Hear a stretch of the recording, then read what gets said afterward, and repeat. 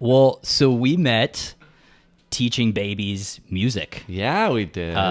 Or teaching, maybe teaching's a loose word. Right. We played music and babies tolerated it. Cooed around and grabbed at our instruments and exactly shook toys. Yeah. Yeah. But sometimes they looked engaged. Yeah. Yeah. The program was called Songs for Seeds and was like a kind of mommy and me kind of program. And Jeff and I, we played music. And you had more of an active role. I was like, I was just kind of playing drums and smiling. You were like, the kids love you too. I did the whole thing. Yeah. It was a weird, like, front man. You're the front man. Weird baby rock star. It's a weird idea. But you have the gift. Like, you are a kid whisperer. I just like them. Yeah, and they like you. I'm glad. Yeah, because otherwise we'd border on like creeper.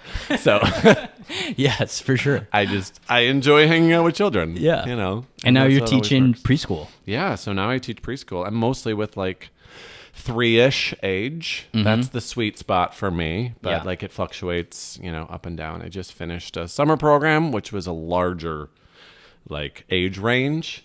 So about 2 to 5, 5.5. Oh, okay. We had, Wow. So that's fun to get them all. They were all together. Together. Wow. Okay. Yeah, that's a pretty big jump. Try to entertain a 3-year-old and a 5.5-year-old at the same time. Yeah. Yeah. I saw a dad trying to do that on my way over here. Oh, yeah. His 5-year-old was like running away, and he was having to chase after both of them. But yeah, that one's fun. Well, yeah, and so then we were talking. Around Christmas time, you were telling me you're like back in school and like studying a lot of back in grad school, studying a bunch of childhood development stuff. And I had been wanting to read Piaget for a while, so I was like, Jeff, I gotta have you on. He wasn't on my radar before taking class, so I don't know enough. I love that you were like, I'm just a nerd. Well, you are, but just wanted to read Piaget casually, just for fun. Okay. Yeah. So we did. And it's great. It's been blowing my mind. Yeah, it really has. I've been reading.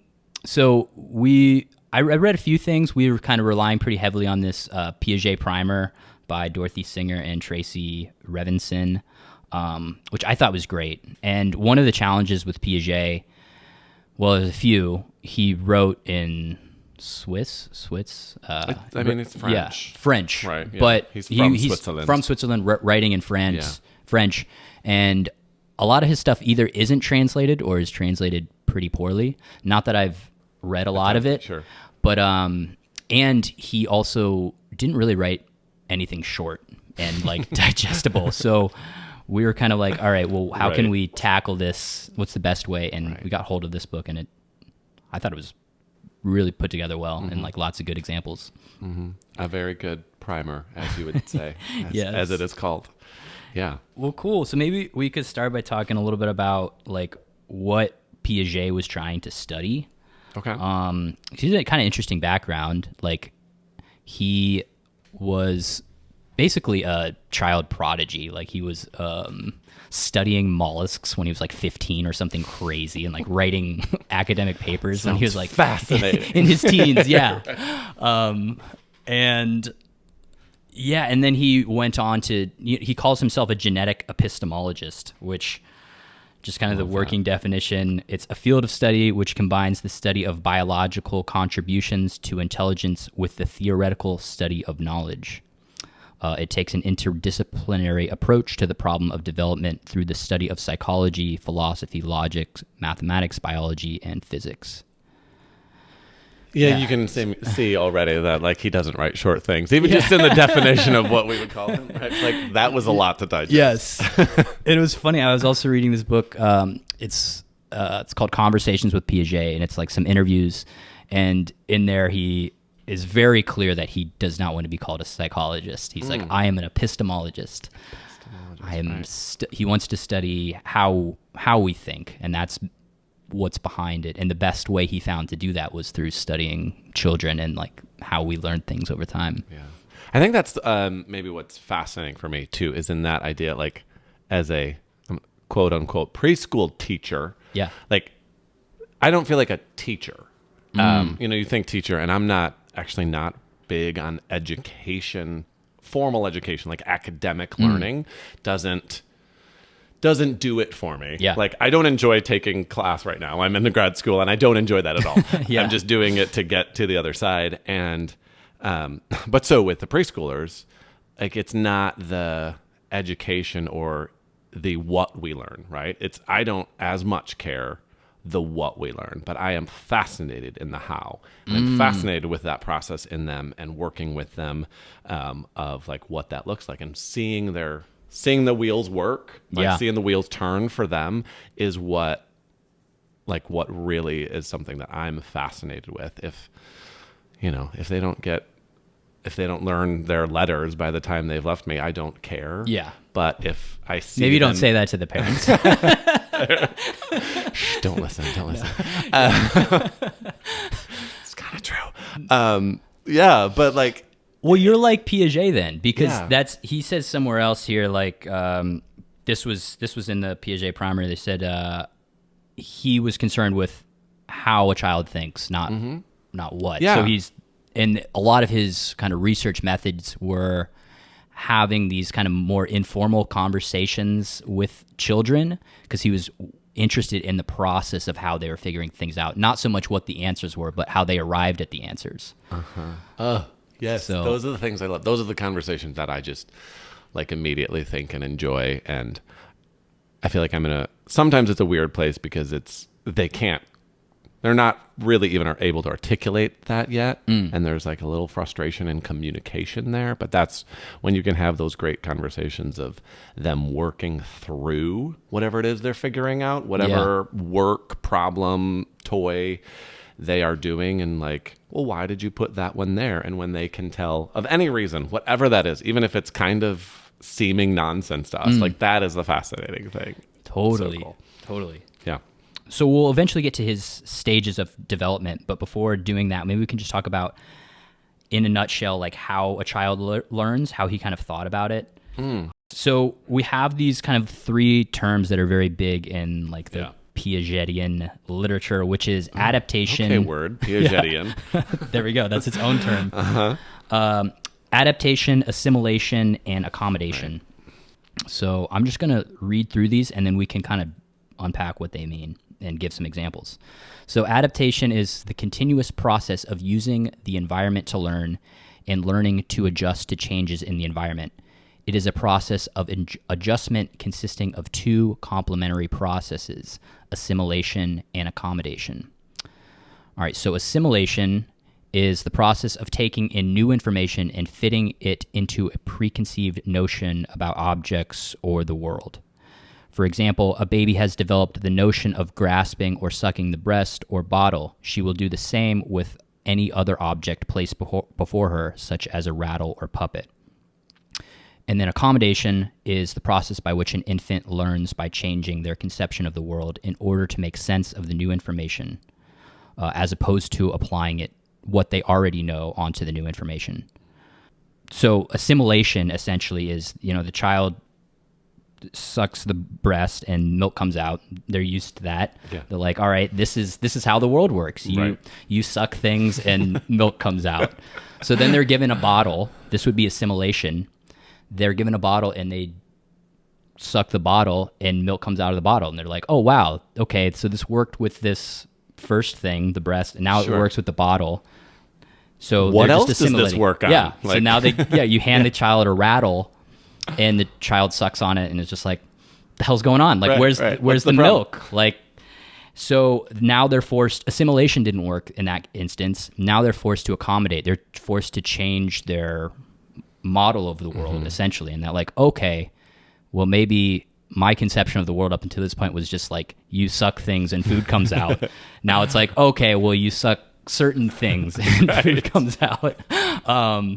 And so, yeah, that's just such an interesting process that, and he says somewhere else that assimilation always comes first, and that we first try to assimilate, and then if we kind of run into that roadblock, then we're forced to accommodate and realize our model is maybe incomplete. Right. Yeah, I mean, I think it's cool to start there because it feels like setting this up is so much of what he talks about, and what we've already like talked about in our, pre-conversations of this idea that this is just humans, right? Like we put it in this umbrella of child development and how a child learns, but like this is just how humans work things. And it's like, as you get these terms and talk about this process, I mean, that makes sense to me, right? Yeah. But like the idea of you get information and you put it with what you know. That's what brains do, right? So I get a new piece of information. Maybe I'm meeting a new person. Yeah. And what you do is like your brain categorizes it. It puts it where it wants it to be. I put like, I'm going to meet Zach for the first time, and like based on whatever signals I receive or you give me or you tell about me, like I'm going to place you and I'm going to think about others like you. Like that's what we do. Totally. And then it's like, oh, and then you tell me a new piece of information and go, oh, that doesn't fit that category. That doesn't fit there. So now I need to rework this. I need to broaden my spectrum of what this means, right? And this is how every new piece of information comes to us. It's not just like a baby and a rattle or anything. It's just all new information, right? Totally. One example from my life, when I was in my early 20s, I was really big into like Myers-Briggs personality assessment. I love a good personality stuff, yeah. And it's cool and it's very useful and it works in a lot of applications. But what I found happening was like I would, kind of fit the whole world and all people into this model of the world through Myers-Briggs. And then I started having things happen that wouldn't fit the model. And I wasn't able to assimilate. And instead of like changing my model or realizing that it was incomplete, I would try to like be like, oh no, well, that type of person just does this sometimes. Like I would still try to, I think the bias is, the bias is to try to like preserve your model and just keep assimilating rather than to accommodate and be like, oh, actually, I need a different model or I need a more complex model. So yeah, I mean, I was in the sense that 3-year-old breaking down crying, just like no. I mean, people say this to me a lot as a preschool teacher, and I'm like, I talk about my day, and I'm like, you're really patient. It's like I don't know that, I don't feel that, but I try to understand where these kids are coming from, and it's these ideas to me that. It don't make me need to think about having patience. It's like, this is hard for you. You're 3 and this new idea is really hard for you. You have been home for all of your life for 3 years. Yeah. And you were just put into a classroom with 14 other 3-year-olds and 3 adults. Yeah. Giving you a whole new system of how the world works. And maybe I told you you need to go over there now. And it's like, that's the breaking point that, why? I thought I had this world figured out. And like, they're just constantly going through this again and again. I need to hug a child right now. I'm like, I feel for them all over. That was one of the most biggest impacts on me reading this stuff was just like increased empathy for kids, just because it's just like, and we'll get into some of the ways that they view the world. And like some of their behavior starts to make a lot of sense when you're like, oh, you actually think that your mother vanished because you don't understand object permanence. Yeah. Like we'll talk about that. And it's like, okay, then I actually understand why you're melting down right now. Yeah. Like I would be freaked out too if I thought this person just disappeared off the face of the earth. Yes. I mean, those ideas, just maybe for the example of perspective, but I do remember recently someone saying to me, or in one of our child development discussions in school, the idea of we try to soothe the child like it's no big deal when the balloon goes up in the air. But for a 3-year-old, like not understanding exactly about that or that full loss, like we would have a meltdown if our phone fell on the subway. And like for a child, that's the same. Or flew away. Right. Well, that would just be weird. Even more freaked out. Yeah. So, just having patience and grace for that understanding of, no, for that child, that actually is a very big deal. They're one of the most valuable objects to them, just vanished. Yeah. Like, I'm sorry, I need a minute. Yeah. Well, awesome, man. Well, maybe we can start going through these stages of development. Let's do it. Well, actually, before we go through the stages, maybe we could just talk about the stages themselves. So this is probably the thing that Piaget is most known for, is these 4 stages of development, and a few things just about them. So he kind of has average ages that children tend to be in these stages. I think it's 0 to 2 for the sensory motor, 2 to 7 for the pre-operational, 7 to 11 for concrete operations, and 11 to 16 for formal operations. But he does say, like, children pass through these stages at different rates. And there's a lot of reasons for this. So basically, like, if you're a parent, like, don't get freaked out if your child is, like, quote, behind, although it's easier said than done. But, you know, a lot of things factor in, genetics, emotional maturity, like exposure to certain stimuli, the cultural influences can all kind of impact at what rates these children move through these stages. The motor skills are developing as the child moves through these stages, as well as cognitive abilities. And also these things are a lot of times, like, intimately related, in that, like, it's no surprise that as a child learns to walk, i.e. motor skill, like, their cognitive abilities kind of develop in all of these fascinating ways. Or that, in, you know, Piaget as a biologist, you know, kind of looking at, like, the reason that children who enter formal operations are able to start thinking logically is because, like, their prefrontal cortex is starting to develop. And it's just like, okay, well, so yeah, you really can't separate, like, the biological development with the cognitive development. They go hand in hand. And that's what, I mean, he's big on, one of the leaders of just the idea of, like, letting children play, and that's how you learn, because they're the movement, the manipulation of objects, and the moving through the body has to develop. You have to move around with your body to understand the world, even cognitively. So yeah, that's a big one. Talking about play, and we'll get into a lot of play and how play changes throughout these different stages. He also says the transition between these stages is gradual. You know, you don't just, like, wake up one day and, like, level up and now you're, like, the next level. And I will say, though, sometimes it feels like that almost. Sometimes it's like you see a kid make a shift and it's like, something just happened in you between yesterday and today that you're almost looking at the world differently. So this is maybe a tangent, but I was watching the documentary on Netflix called Babies, and it's all about, it's like a docuseries, all the latest neuroscience about babies and their brains and development. And one of the things this scientist found out was she measured the length of babies every day for, like, a year. And up you until mean length, like height? Height, exactly.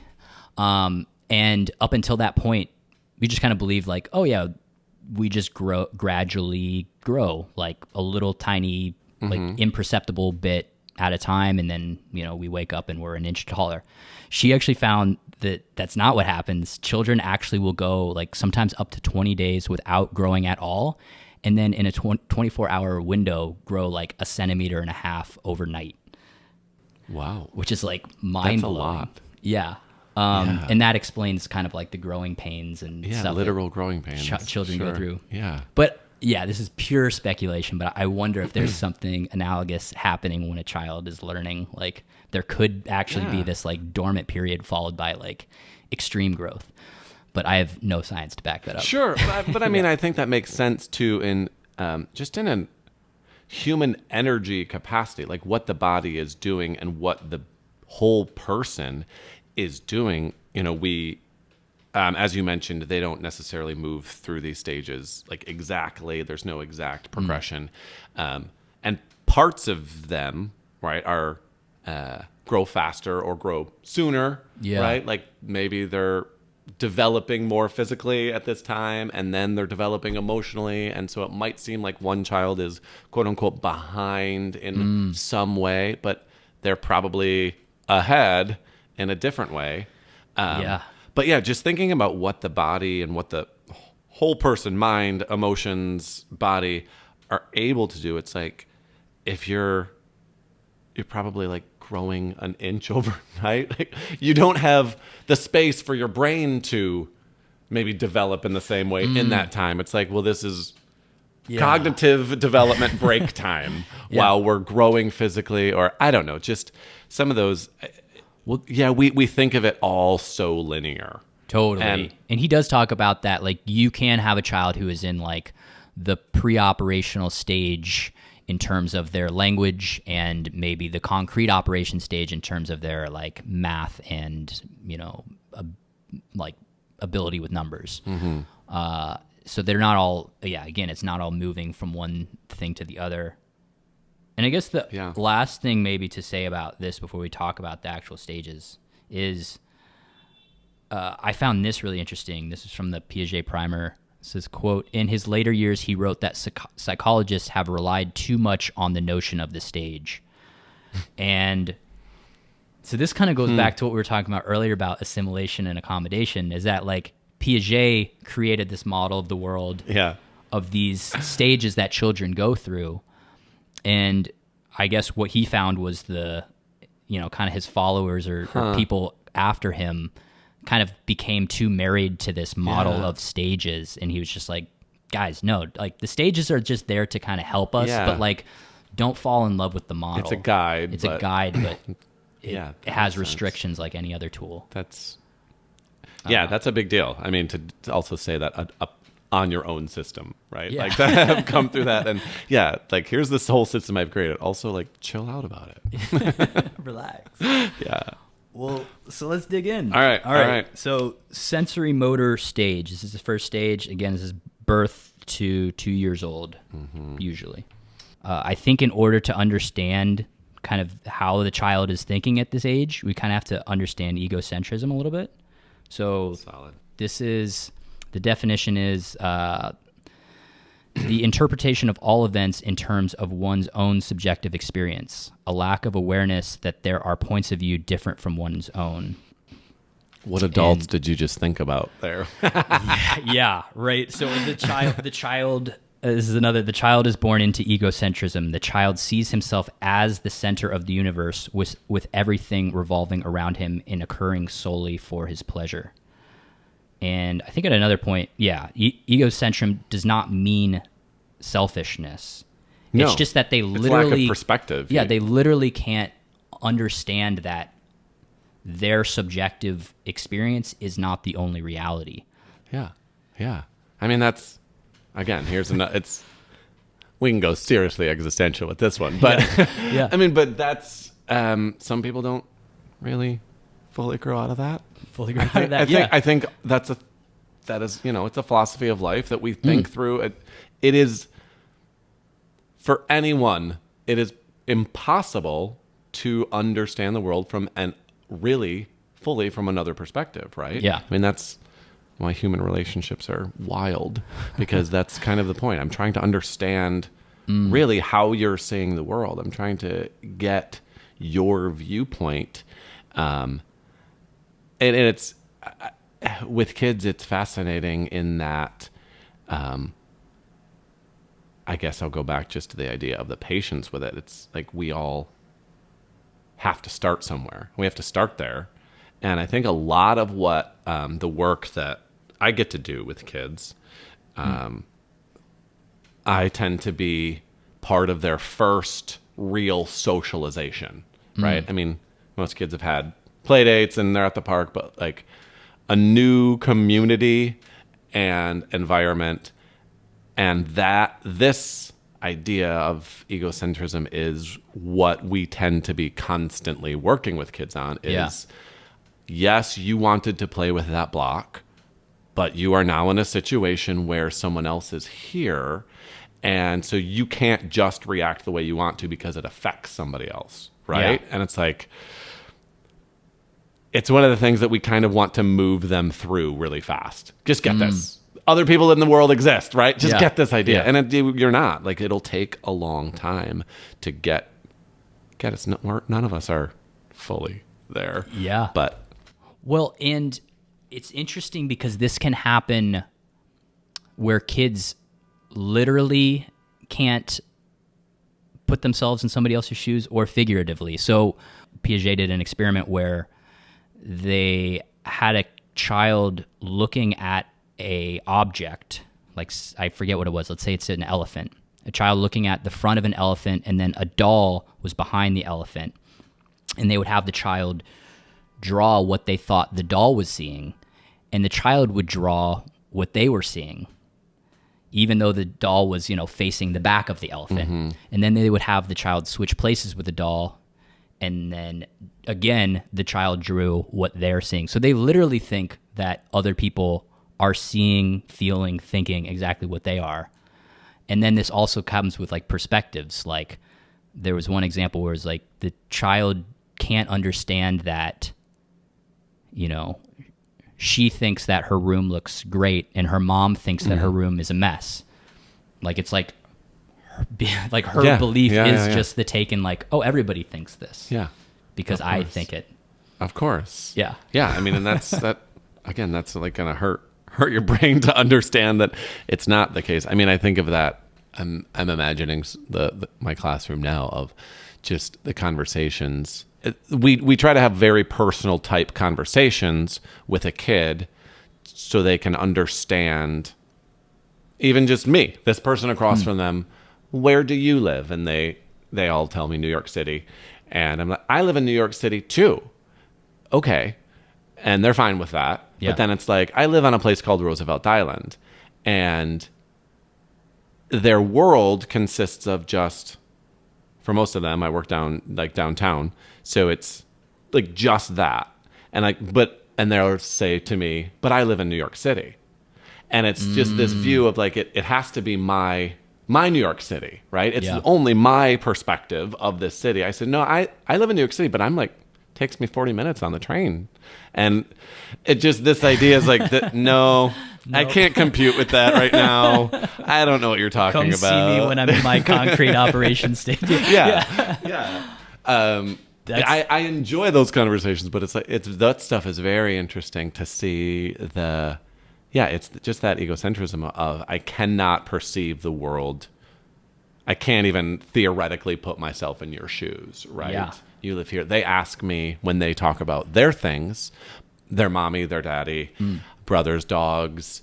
They want to know, like, they can only ask me questions as far as their exact experience, right? If they have a dog, what's your dog's name? Like, it's assumed that you must experience the world the way I experience it. Right. Look at the joking. We all joke in teachers. It's a bougie school I work at. It's like, Jeff, where's your house on the Hamptons? I'm like, no, girl. That's hilarious. Yeah. They can't imagine, Tell right? me about your private jet. Right. Yes. They can't imagine that I experience the world differently, and that's not where I'm at on the weekends, because that's amazing. Their life. Life is experienced their way. So. Well, yeah, and we've kind of ventured a little bit into pre-operational, like 2 to 7 as well, which is totally fine. But this egocentrism isn't just contained within the sensory motor. But another factor of egocentrism in this sensory motor stage is object permanence. So this is just kind of the working definition. Object permanency is an object exists even when it is not directly visible or otherwise subject to the sensory experience of a child. So when a baby is first born, they don't understand that when mom leaves and goes in another room, she's still there. She's just like in another room. It's like out of sight, out of existence. Right. And Piaget noticed that like when children will drop a toy at this very young age, they won't even look for it because they'll just like assume that it's just disappeared. And again, going back to your balloon example, that kind of explains like, okay, yeah, this kid is having a meltdown because like she thinks mom is just gone. Right. And it's like, oh my gosh. Yeah. Yeah. Separation anxiety in that, like you're experiencing for the first time that's why, you do, they talk about, that's why weirdly peekaboo is actually a very big developmental thing. Just showing like, I'm not here. No, I'm still here. Yeah. That that's not just a silly, fun game to make a baby smile. That is a very big idea for a baby to toddler in this stage to grasp, right? Yeah. That I am still here. Mom does still exist, just covered by hands. And it's not until like that 8 or 9 month period that a baby will react to peekaboo. Because before that, like they're not grasping object permanence. So when a baby is successfully, quote, playing peekaboo or reacting to peekaboo with just like laughter or just insane enthusiasm, that is them having a hunch that, hey, mom is still there, she's just behind her hands, and like now she peekabooed and that confirmed this suspicion I had. Whereas before that, there was just like, oh, mom's just gone now. Right. That's terrifying. What a terrifying idea. And again, this ties to egocentrism, because the child literally can't conceive that anything outside of their field of sensory experience exists. Right. That's a good tie. You're right. Maybe we could talk a little bit about the language and play and morality or lack of morality at this stage. I wish, yeah. That's something that I'm always into. I think most of the language at this stage is just what he calls echolalia. I can't ECHOLALIA. And this is when the child repeats sounds and words because they enjoy. Yeah, when they enjoy listening to themselves make sounds. Mm-hmm. Which is fun. Yeah, it's fun to hear. Yeah, that's about what it is. It's like, okay, cute. It good. makes me think of Elf, the movie where Will Ferrell says Francisco. That's a fun name to say, Francisco. Right. So like a lot of what children are doing at this very early, they're just enjoying the pure like tactile, it's just fun to do. Last night I was just over at a friend's house, and their daughter is probably 18 months, talking pretty well for an 18-month, and she kept saying, "Smell smoke, smell smoke," and apparently they had like a smoker next to them, and it was like coming into their vents or something at some point. Okay, but this was like a month ago, and so now she's just like come up with this that she really just likes to say, like doesn't really understand what it means, right? They're just meaning. She's just repeating this fun little phrase. I smell smoke. Smell smoke. They're just like natural beat poets. Yeah. Right. I remember a kid from last year that would do very much those probably later stages, but this idea of just playing with the sounds of it. It wasn't words for meaning, but he would find a word and he would say it and just roll it over, and it would kind of blibbity blobbities, bloobity blobbity, and just play and have fun with it in that way. And it was like, it's very fun to watch. It's a very interesting way to, I don't know. It's just like one of those things that we, I guess, move through, but it's like just the cute baby talk, but with, oh, this has a point, right? We're trying to figure out what these words are doing and how they feel in my mouth and how they feel. But in at your least tongue. Initially, they're not thinking any of that. It's just like, this is a fun thing to do, and it's amusing. Yeah, and that's also similar and it's to a pop music idea. I feel like I have to come out. There's like mouthfeel in pop music, right? There's still things that like feel like this idea is still enjoyable in a way. Like some words are good to say. They just feel good to say, and that's sometimes how you write a good pop song. You throw in a good mouthfeel. Yeah. Yes, it's true. We resort to our always our inner kid. Well, and they also talk about practice play is so this is play that has no purpose other than that of sensation. So this would be like a baby kicking the mobile in the crib and like squealing with delight, or swinging on a swing, or making these like fun noises to say. That's really the extent of the purpose play of it, right? Yeah. And the example they used in the primer in the book, they were saying like adults still do this sometimes. Like if you're trickling sand through your fingers at the beach, like that is a type of practice play. Yeah. Or even like I thought of like those fidget spinners that are big. Sure. Like that's totally like practice play. Yeah, we do a lot of we call it like a sensory bin or something in preschool. And it's that idea where it doesn't necessarily have, it's not a purpose of a work that you're transferring or anything. It's just like a water beads or even sand or things like, it's just the feeling and that, and especially for kids in that young age, it's also soothing. It's just like, we're just playing and that's it. Yeah. It doesn't have to have a grand purpose. Like that is its own purpose. Play is its own purpose. Totally. That's it. Well, and then also like morality at this stage. So Piaget's like moral stages of development don't necessarily line up with his cognitive stages, but he calls 0 to 4 the pre-moral stage. And basically, the child at this stage feels no moral obligation to rules. Idea. And I kind of thought this probably is also because morality requires a conception of other people and socializing. If we're fully egocentric at this point, there's no morality. Yeah. It's just me. What I like and what I want and what feels good to me. Yeah. Right? Yeah. Sounds like an enjoyable existence. Right. Well, cool. Maybe we can move on to pre-operational. Yeah, that's my jam. So this is 2 to 7-ish years old. So this is like the kind of age that you're working with. Yeah, for sure. Preschool. That's the stuff where kindergarten. And I think, a big crux of the difference is just moving into speech development in a real way where they're now able to communicate some of the ideas of what they're doing and why they're doing. And that's kind of why it's extra fascinating to me, I think. Yeah. Because we hear all of these things,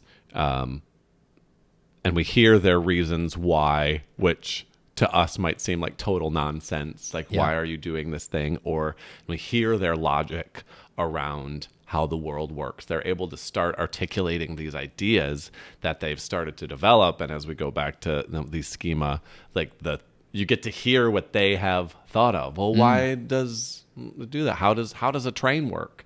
And they come up with a I don't even know how a train works.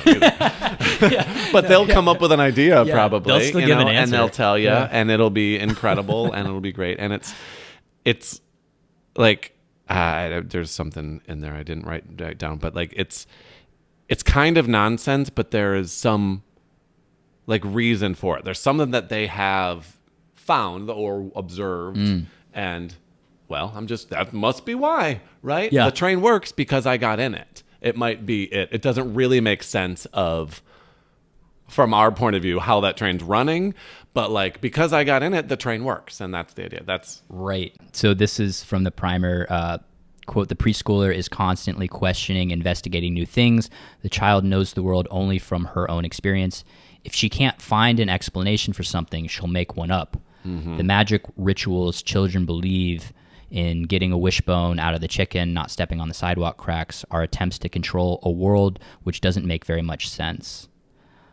And I couldn't help think about like primitive mythology with a lot of this when we're talking about like certain superstitions, like certain tribes who believed that, I don't know, when a comet came, that was a sign to them that they were going to have a good harvest or a bad harvest. Right. It's that kind of still like trying to make sense out of the unknown. And there's like a cause and effect relationship. Everything has a cause and effect relationship in a way, but it doesn't necessarily really make any logical sense. Yeah. Right? The comet came, and that must mean this. Here's the cause, and this is the effect, even though it's not necessarily it might have just logical. happened once as a coincidence. Right. And I was listening to a podcast with this woman, and she was saying, like, I guess her daughter was in this pre-operational stage, and she heard her grandfather sneeze at the same time that there was a loud bang. Okay. And so for the longest time, she was just convinced that loud noises make grandpa sneeze. And like to undo that belief, they had to be like, look, grandpa's sneezing and there's not a loud sound. Yeah. So it's like again, this is another bias that carries into adulthood. We're very quick to just like appoint causality to things that maybe aren't causal and just happened once at the same time. So maybe it's for that tribe. It's like, okay, well, 1 year there was a comet and then we had a good harvest. So then we're just like, okay, there's a pattern. Like that must be true. Even though that was just like dumb luck. Yeah. That was trying to find it. There's this idea one calls juxtaposition reasoning. Like just two things kind of shoved together that to most of us wouldn't seem like they're related at all. But exactly, you hear a loud noise and grandpa sneeze, so those must have effect on each other, right? Yeah. I feel like we still hear stories, if this is something as adults that we sometimes remember of, like, I thought this for the longest time, because just like it's in some ways this kind of thing stays with you if it's this cause and effect, like some weird coincidence occurred. And this can be also a source of big, like, again, if a child is still like egocentric, it's around them and around how I experience the world. So it's like, I did this thing and mommy went to work. Yeah. And then, oh, shoot, I never will do this thing again. Or, however that works, like they have this control in some way, right, over this circumstances. And that's really a lot of pressure. Yeah. It's going back again to that, like an incorrect reason is more comforting than like an incomplete model. Yeah. Right. Because we're always trying to make sense of everything. So at least there's that. Right. Well, another part of, we were talking a little bit about language and speech at this pre-operational stage. One of the other facets that's kind of interesting was what he calls the monologue. This is whether a child is alone or in the middle of a group, he talks to himself, about himself, for himself. He is oblivious to any listeners. Or in another point, I think they say either oblivious or just doesn't care that other people are listening. So it's like basically the child is verbalizing their inner monologue out loud. And like we've all heard kids do this. Right. It's very, very interesting to hear. Yes. Some of the best things you learn about them just like talking without anybody listening, really. And when they think no one's listening, and you get to sneak up on a kid and just be like, what is going on? Yeah. I like it. And I've heard adults do this, like living in New York City. Yeah. I was on the train a couple months ago, and this woman was verbalizing like every thought that she had, and it was very fascinating just to hear like her saying the weather is very hot today and that makes me feel kind of bad. And it's like, whoa, like you're actually and I think at another point they even say like this is something that carries on to adulthood. It's just that now takes place silently in our head, hopefully for most of us. But the child is just going for it. Yes.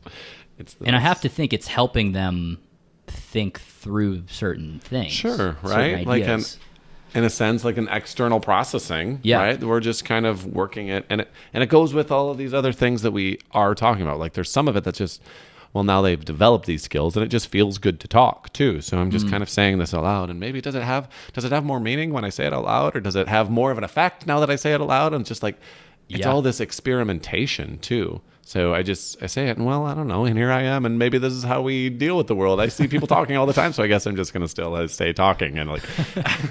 Yes. And this eventually transitions into like a collective monologue.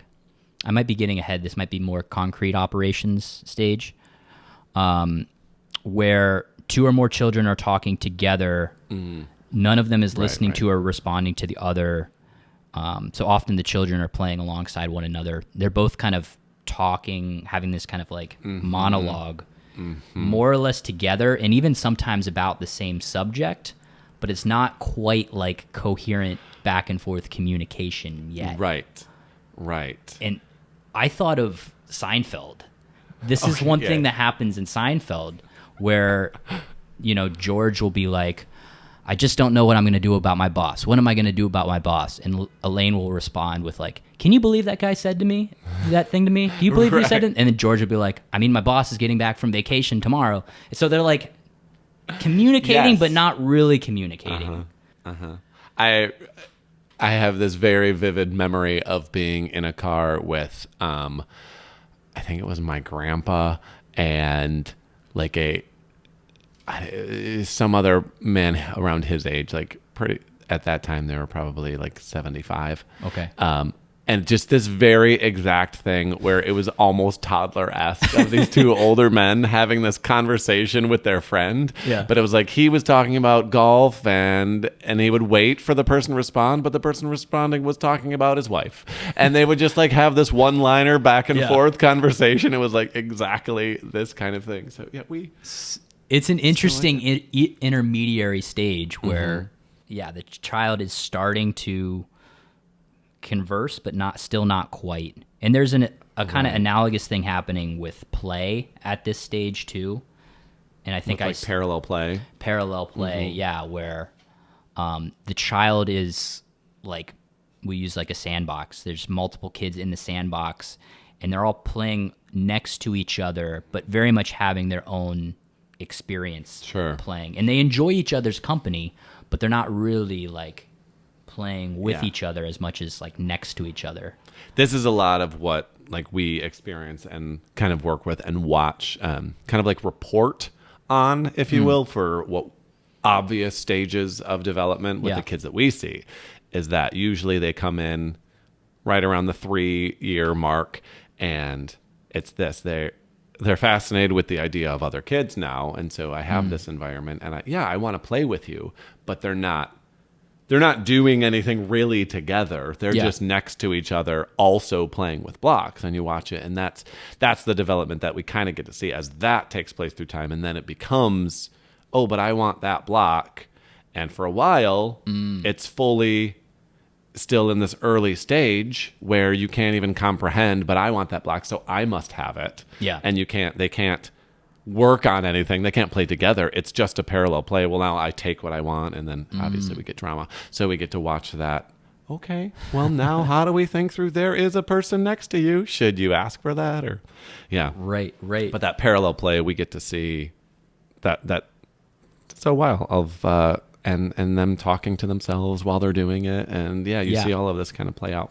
And the other aspect that I think is happening a lot of times in parallel play, from my understanding, is that children at this age have a very rich fantasy life.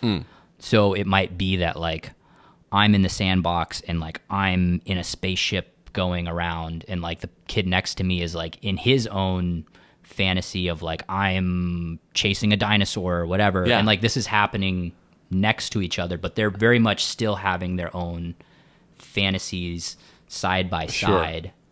Yeah, and that's when the fun really occurs, and then they try because as it's like moving through those ideas and moving through those stages, I keep thinking about, because it's like you see that and it's clear, and I'm doing my own thing, and I'm having my own fantasy world next to this person who's doing the same thing.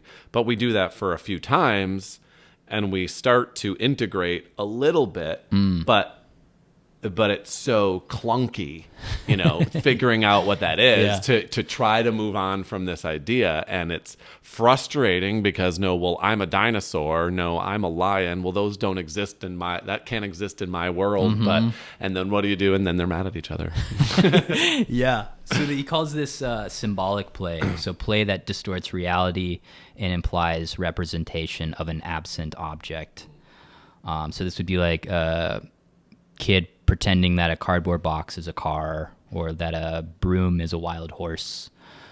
You ever read Calvin and Hobbes, the comic? Like a little. Okay. Not a ton, That was always my favorite. And he's definitely in this pre-operational stage. Okay. And a lot of the comics you see in the first few panels him as like a astronaut in space or whatever, like having this insane mission, and like, Captain Stupendous like jumps over, and then you cut to the last panel and it's like what's really happening. He's like sitting in math class, like pulling some girl's hair or something. So yes, the fantasy experience is really big in this stage, and like I think they're also saying that the child is also learning what is real and what is not real by engaging in this kind of play. Hopefully. Sure. And that's to go back continually back to these ideas, that's the reworking of all of it. That's the learning process of assimilation, accommodation, all of that. Like, so what is real? What can I do in here? What, and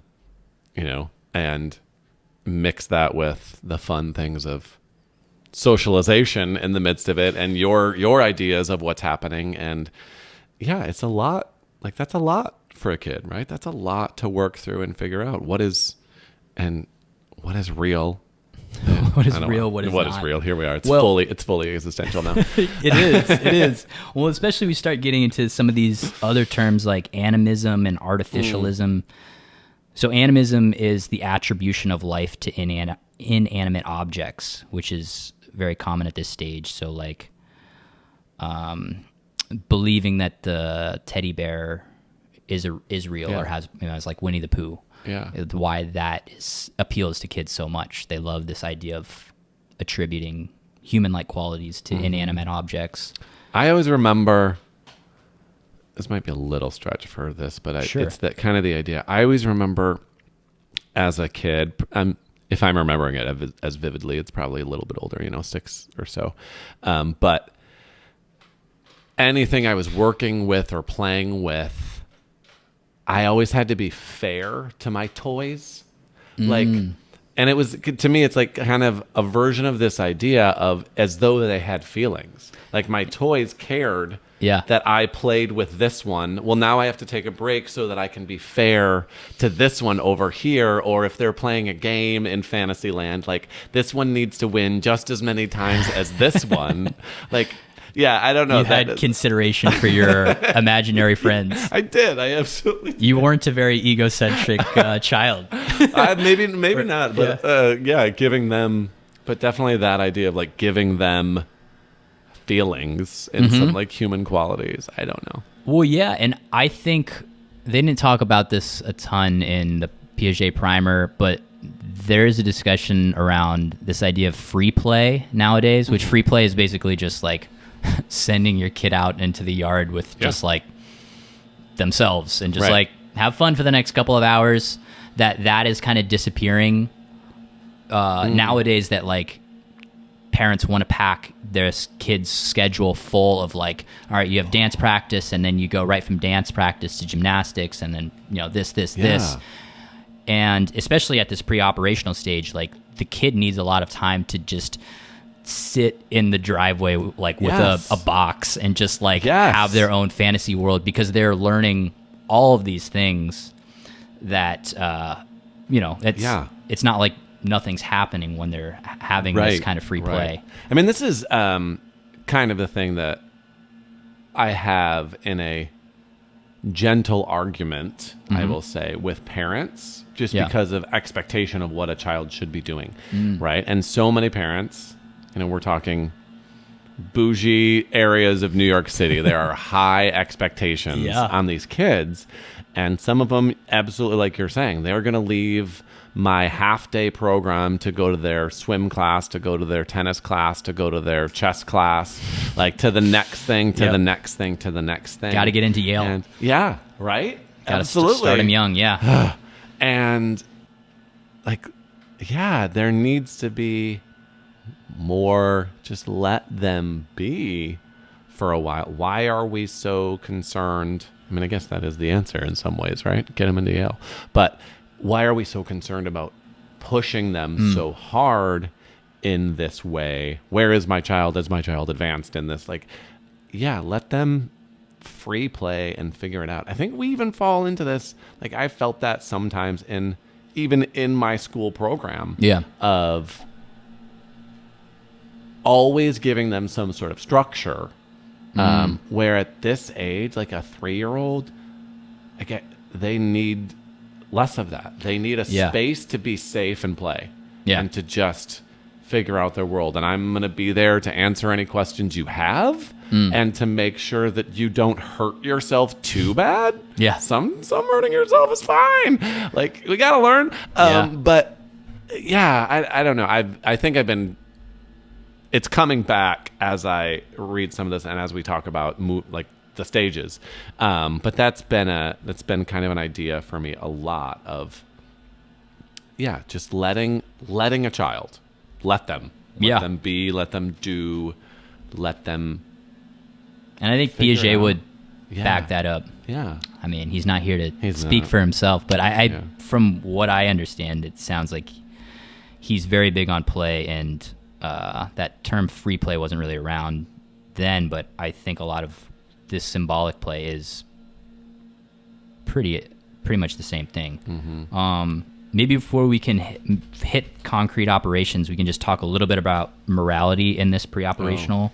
Sure. So it's kind of that movement, right, in between. Yeah. The way so we're in between pre-moral and exactly literal. What is it? Oh, conventional. Yes. Conventional. So conventional. Pre-moral to conventional. And conventional is basically parents are like the autocratic, like benevolent rulers who what they say goes, and like the law is the law. They take a lot of rules very literally. Literalism, yeah. And it's very much like, there's not a lot of wiggle room. There's also this term called moral realism, which is the belief that the punishment must be related to the act committed regardless of intent. Example, a child who breaks more cups accidentally should be punished more severely than a child who breaks only one deliberately. So they're not really able to grasp the concept that like breaking cups is bad whether or not you get caught. It's very much like, oh, it's bad because I got punished for it. Yeah. I would imagine, I don't know this, but I would imagine given the way that he categorizes and places the stages with the stages of morality with the stages of development, like that I probably get to see like that movement, that cuspy area of moving through this, moving from pre-moral to like conventional. So they're starting to, okay, well, you say it, it must be this, right? Yeah, that's and the law. It's wild to play with that idea.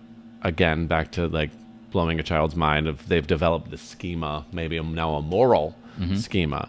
But, that's a thing that I do enjoy playing with a little bit with their minds and seeing how they work through that. For me, a lot of times, like I will have my nails painted and that is them making sense of the world. Girls paint their fingernails. Okay. Right? Yeah. That's the general thing. And so a lot of, I will say probably the older end of more so girls that I work with have that idea pretty concrete in their head right now. Like this is the way it is. Girls paint their nails. And so they'll say, Jeff, are your nails painted? Like, and they'll sit and they'll think about it. I'm like, yeah, they are. Only girls paint their nails. Okay, I say. Like, are my nails painted? Yeah, they are. Am I a girl? No. And I'm like, okay, so what do we do with that? We're going to have to accommodate. Yeah, right? And so I kind of just let them sit in that. I'm not going to like, how dare you? I get to do what I want. Like, you know, it's like just asking the question with it is really fun and watching them try to work through that because this is kind of an area of like, it's that schema, it's that assimilation, accommodation now, but with this kind of version of morality of like what is good or bad to do. Well, this is like it's good for girls to paint their nails, but it's not good for anyone else to paint their nails necessarily. Like it's kind of this making them start trying to make framework for right and wrong in ways. Well, and I think another thing might be at play, which we haven't talked about. He calls conservation. Oh. So yeah, we haven't. Children are not very good multitaskers at this age. They are not able to think of things in two different categories. Right. So some examples of this is a lot of times children at this age will think that the taller a person is, the older they are. Because again, going by their causality, it's like that's generally true. Yeah.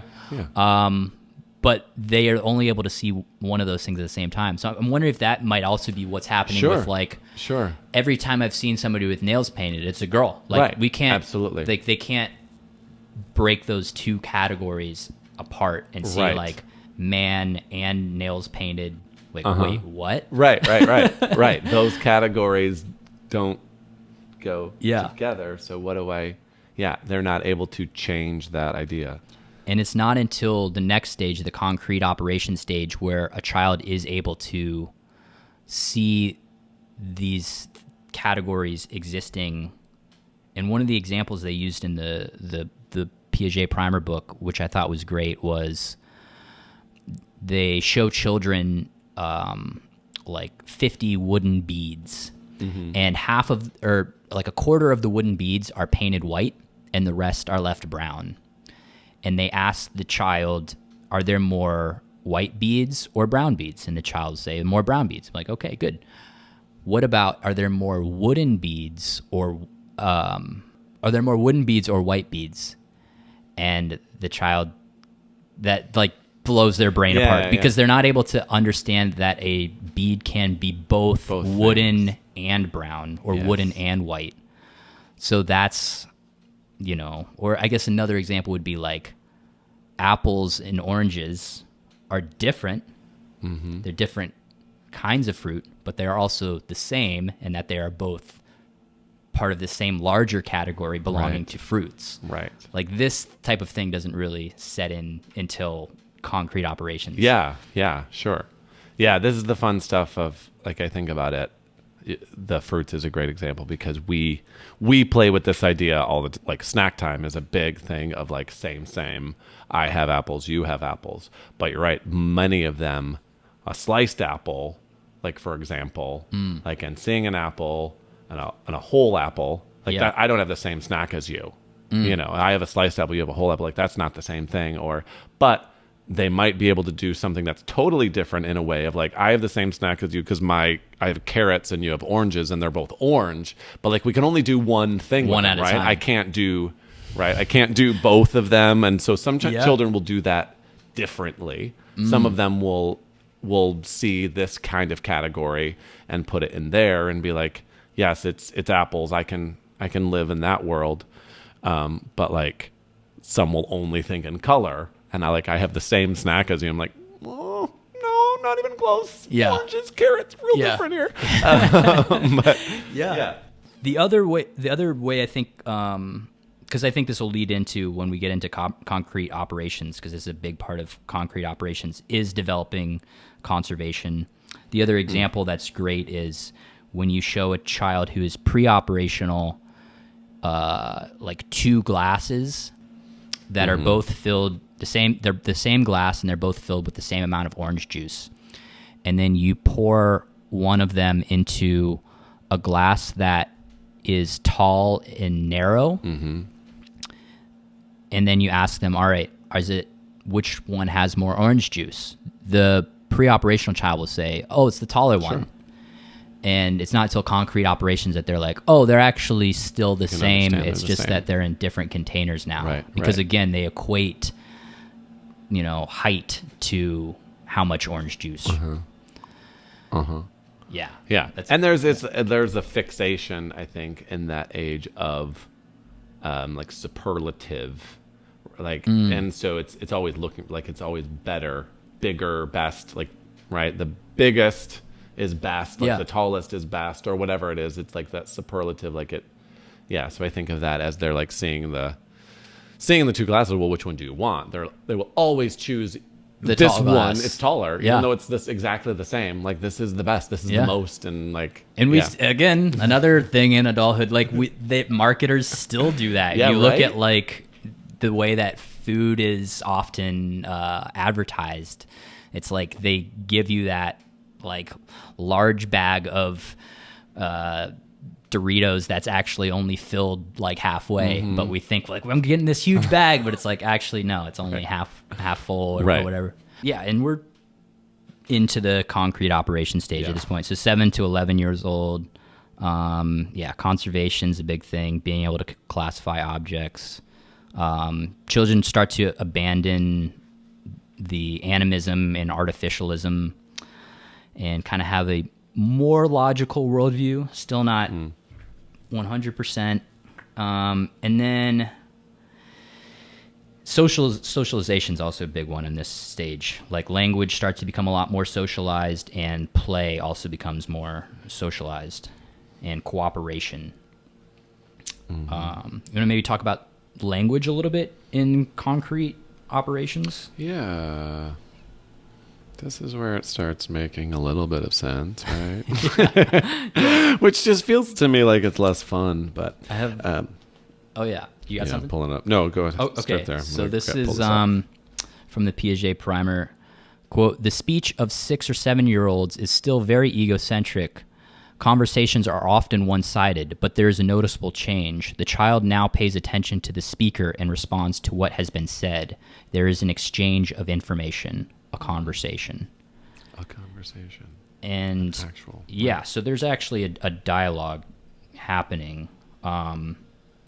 But yeah, still very often a one-sided dialogue. And like a 7-year-old is rarely going to ask you how your day is going after, you ask, so there's still that kind of egocentrism, but you're able to have that back and forth now. Yeah, that's what I think about. Like even there, they can have a good conversation. We're talking now. I can ask you good ideas, but it is a rarity.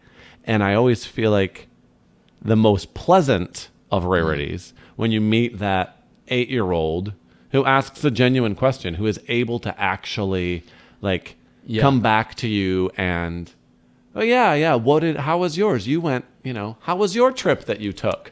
To ask a genuine question about it. It's like, okay, all right, this is the biggest sign of maturity. Yeah, I would say, in any.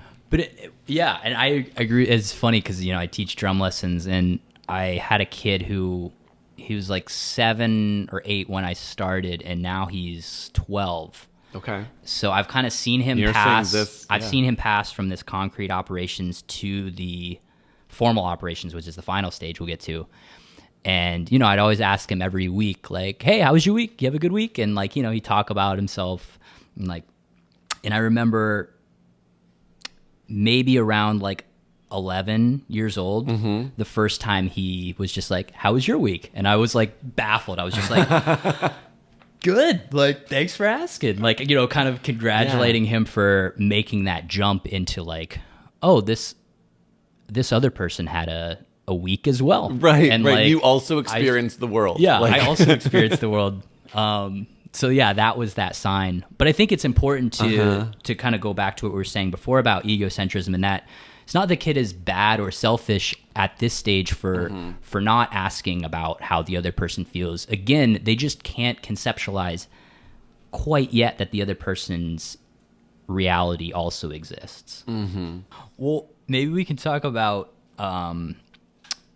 play that happens at the concrete stage. So this is where games with rules start to happen. And so this is from the Piaget primer. Quote, "Games with rules rarely occur before ages 4 to 7 and belong mainly to the stage of concrete operations." And there's 2 kinds of games at this stage. Imitation games, which are games that are passed down from generation to generation. So this would be hide and seek or hopscotch or basketball. Or spontaneous games that are just spontaneously made up by kids. I can remember making up games with my friends as kids where you just Yeah. I'm the youngest of 3 boys, and we still to this day, games and making up the rules to a game is that's our pastime. I remember it from being a kid. It's something that's carried on. It's an interesting thing of the kind of moving into that obsession maybe with the rules and how it is played, right? Moving into that, so now that comes into the concrete operation stage, and that mixes with I'm kind of going back now and pulling in some of these right and wrong ideas, but there's some literalness to it of how it should be done, and so it's strict adherence, right? Yeah. If I'm playing a game, like this is it, there's maybe a little bit more of a preoccupation with like fairness and playing it right, and he's not doing it right. Like, you can hear kids saying that. Yep. Well, and I think it's important. So yeah, they do have this like growing sense of fairness and like you have to play by the rules, but it's important to note that at this stage, a lot of times the children, when asked to articulate what the rules are, they are unable to. And this was wildly fascinating to me. So they were doing, there's one study, Piaget, where I think there were like kids playing jacks, the game of jacks, around this concrete operation stage. And they're all successfully playing this game together. So Piaget just assumed like, oh, they all understand the rules to this game. So then he would take the one kid out one at a time and ask them to explain to him the rules of jacks. And the kids would give like wildly different answers that, and Piaget was just like, wow, like these kids are all able to play this game and none of them are able to articulate or actually understand what they're doing. That's fascinating. Which is such an interesting thing that like we can often, and he talks about this theme throughout where it's like we first learn language before we know what the words mean. We first learn to count before we understand that, numbers stand for like a unit of measurement. It's like we learn to play the game before we understand what the rules of the game are. And that's just so wild that like, that just blew me away. Yeah. I mean, that phrase, like that was like a life. That was like a rule of life, right? We learn to play the game before we even know what the rules are. Yeah. Now we're getting very existential. Yeah, we're back. Yeah. But like, I mean, that's really good. That's really true. And it's not until formal operations where the child is like able to, you pull them, articulate the rules. And again, this kind of maybe goes into like, well, is it that the child at that stage doesn't know the rules, or they're just not able to articulate the rules? Because those could be two different things. Sure.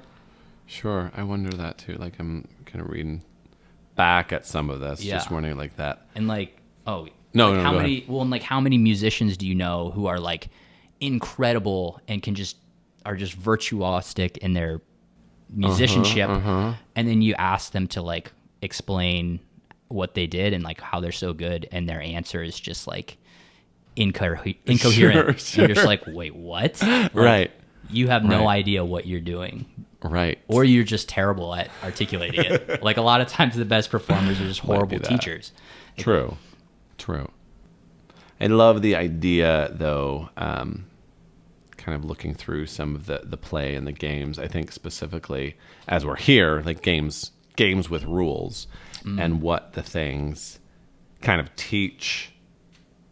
He goes through, or they go through in here, like talk about the vocabulary for all those things that moves, but like concentration and how to share. Yeah. Turn taking. Yeah. Turn taking. I mean that, sharing, turn taking, Delayed that flexibility and like, it's fascinating. All of it playing through different scenarios too. Like it's a work through of the imagination of, well, what could I do in this game, right? Do I, because you have some choice necessarily. If it's like trouble, do I move this guy 6 spaces or do I move this guy? Like there's playing out all these scenarios. It's wild, all that we learned through that. And again, that's just like Piaget's emphasis on play. Like it's important, and kids are learning like so much when they're playing. And just like another one that was in there, just like how to be a good winner or a good loser. Oh, yeah. That's a really important life skill. It is. And how to be invited back to the next game. That's great. Yes. So, and we talked a little bit about morality. Still at this stage, they're in that, what do we call it? Conventional? Conventional. Yeah, conventional stage. The adults are still the rulers and, benevolent and not to be questioned. But they're starting to form their own opinions about things and starting to kind of question the adults a little bit. And in this Piaget primer, one of the examples they used of a kid who's moving from the conventional stage to the autonomous stage of morality would be like Alice in Wonderland. Yeah. Where the queen kind of represents, the Queen of Hearts in the Alice in Wonderland kind of represents this like dictator of an adult who's just like, that's the rules and it is what I say. And like, if you don't go with me, off with your head. And Alice starts to kind of like question and be like, wait a minute, like this is ridiculous. Like she doesn't know what she's talking about. And like that thought would not occur to a younger child. Sure. But when Still a child in that is stage of believing that adults it just is what it is. answers. So I think that's kind of showing Alice's transition from the conventional stage to the autonomous stage, where she then is saying like, she's able to kind of realize, oh, these adults are all just grown-up kids with their own faults. That's its own mess, blowed up like world, right? When you have to come to that realization. Yeah. Oh, shoot. They don't actually know what they're talking about. They're making it up as they go, too. I've always thought it would be more comforting at that point. It's not comforting at the age of 4, but at this older stage, to be honest about, you're right, adults don't actually know everything either. Like, we're working through it together, brah. Like, right. You know? But you can't tell that to a 3-year-old. You don't want to tell that to a 3-year-old. You just have to that might be like, listen to what I them. say so you don't die. In some ways, you just have to, right? We got to keep them alive. Yes. And then explain why we're doing what we're doing. Yeah. Well, we've already kind of ventured into formal operation stage, this last stage, again, 11 to 16 years old. We've kind of already talked about how that transition in morality happens.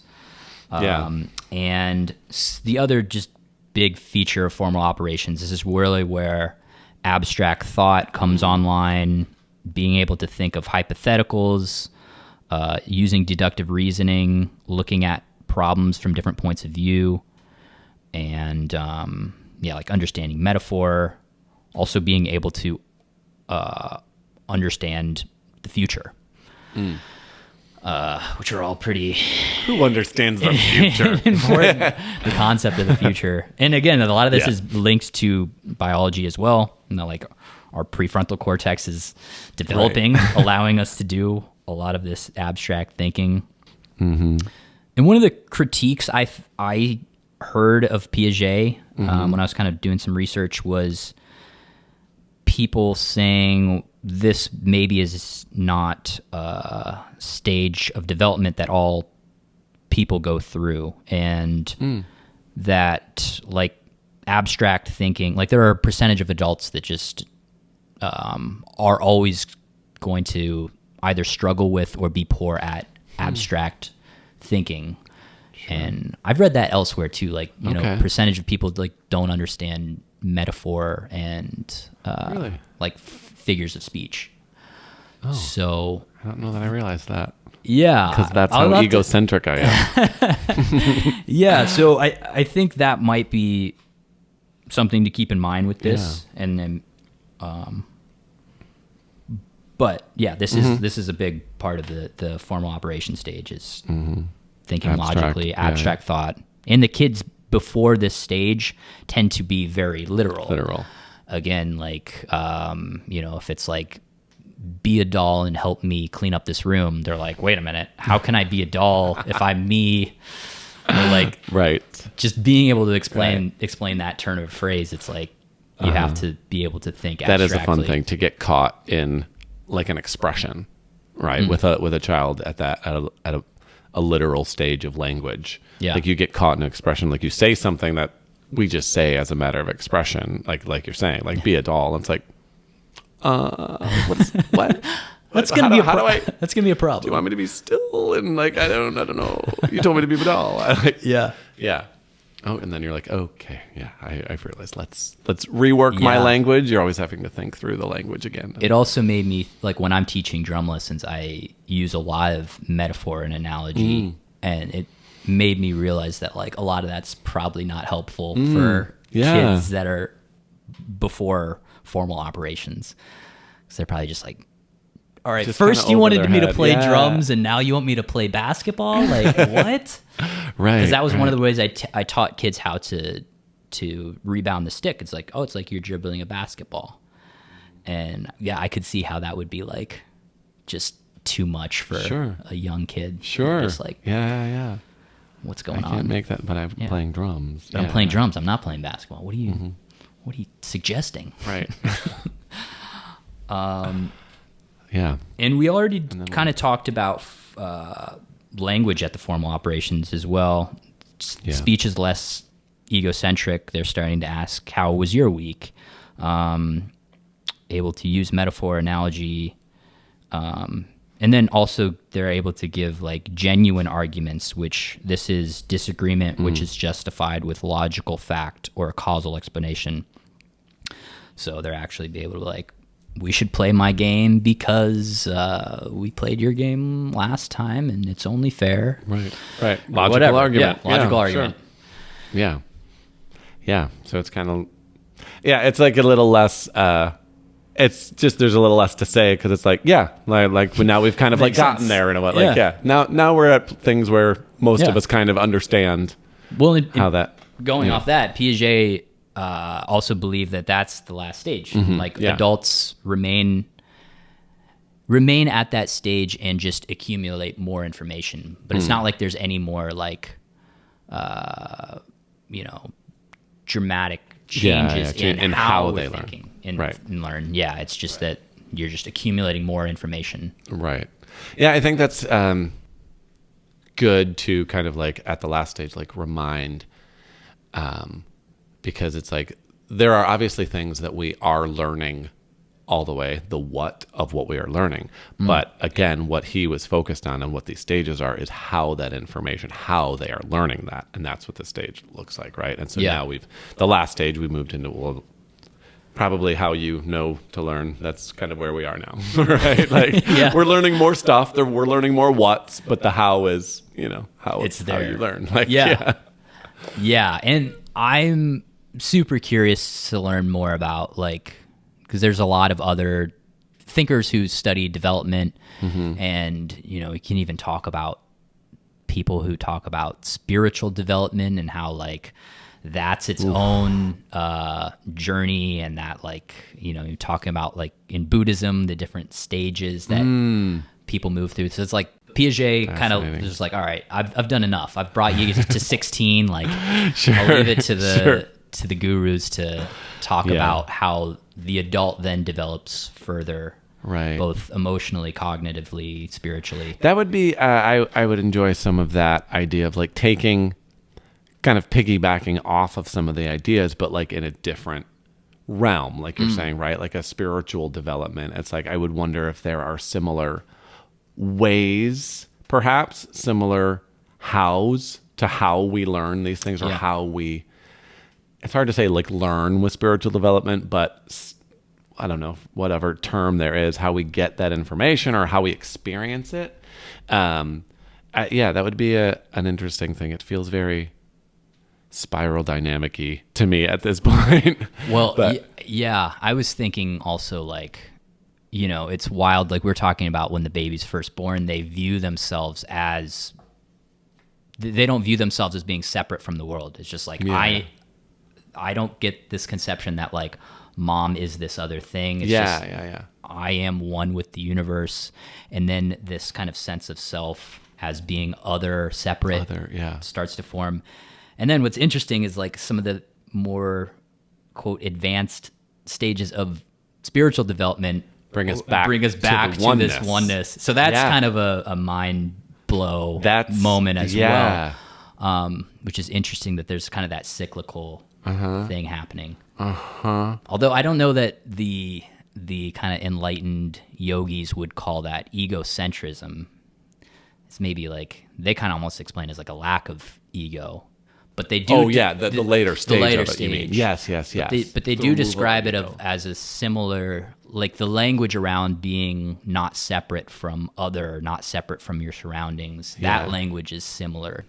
Freud in Civilization and his Discontents, he contended that that is what the spiritual feeling is. He calls it the oceanic feeling. Okay. So he was like, all right, well, what is this spiritual oneness that, these people who have these religious experiences are feeling? And he kind of pathologized it. He's like, oh, basically you're still, they're still babies in some sense and like haven't grown out of this, very like early stage of feeling one with everything. But it is an interesting thing to contemplate. Yeah, no, I like this idea because I think even as I think through all of these, how a child thinks, there is so much that I wish we would be able to get back to, even like and there is some very good ways in which they are viewing the world that has not yet been tainted, like knocked out of them, that the sense that we're trying to knock into children, like we haven't polluted them yet. There is still some of that purity and that innocence in how they think that I do honestly believe would be great if as we come through all these stages of development that we get back to on some level. Totally. Kind of throughout this Piaget primer, I thought did a great job of giving examples of how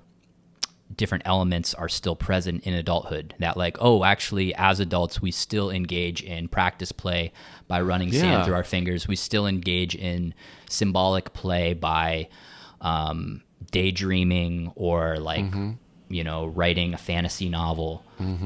So it's like, even after we move through these stages, like a part of them is still always present in the adult. For sure. That's a really cool point too. And that's, I had jot that down. I forgot to mention, I had jot that down because that is something, again, therapy, psychology type stuff.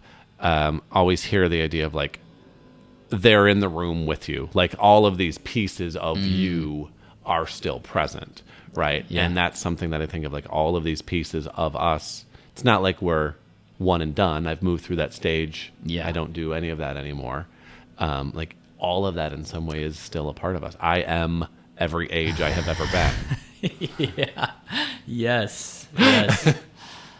Yeah. Yes. Okay. Comfort baby Jeff. Tell baby Jeff it's going to be okay. Oh, let's not get into that. That'll be... Well, awesome, man. This was so much fun. Yes, it was. We've come full circle. And oh, shoot. This was so great. And thank you so much for my pleasure. This was great. Thanks for coming all the way out to Roosevelt Island for it, too. This is my pleasure. Cool, man. Cool. High five. All right. Thanks for listening to Unpacking Ideas. If you enjoyed the episode, please share it with a friend or scroll down and write us a review or give us a rating. I know that all takes a little bit of effort, but it really helps with the algorithm so that more people can discover the show. So thanks for doing that in advance. If you would like to get in touch with me, please visit unpackingideas.com. Or if you would like to see what's coming up on the podcast, visit unpackingideas.com/podcast. And there I post links to articles and essays and books that we'll be discussing on future podcast episodes. All right, guys, that's going to do it for today. Thanks so much for listening, and I will see you next time.